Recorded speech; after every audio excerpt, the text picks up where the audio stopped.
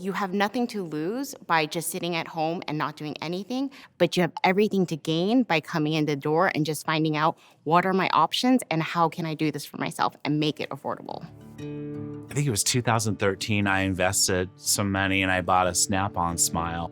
So I spent about $3,000 and did top and bottom Snap-ons.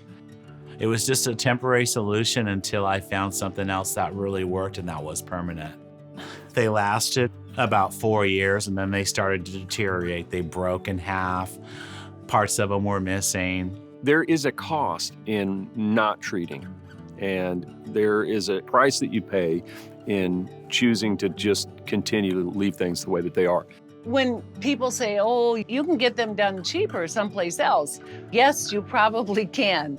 But money shouldn't be an object that holds you back from your life. That certainly was worth getting my life back. Obviously, dental implants are an investment, but personally, I can't think of any better way to invest than on your health.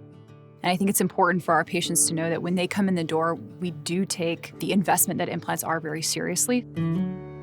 It's an investment in you, it's an investment in your health, and it's something that's going to be permanent. There was no issue, there was no pressure at all with ClearChoice. They didn't pressure me to make my decision. I made my decision.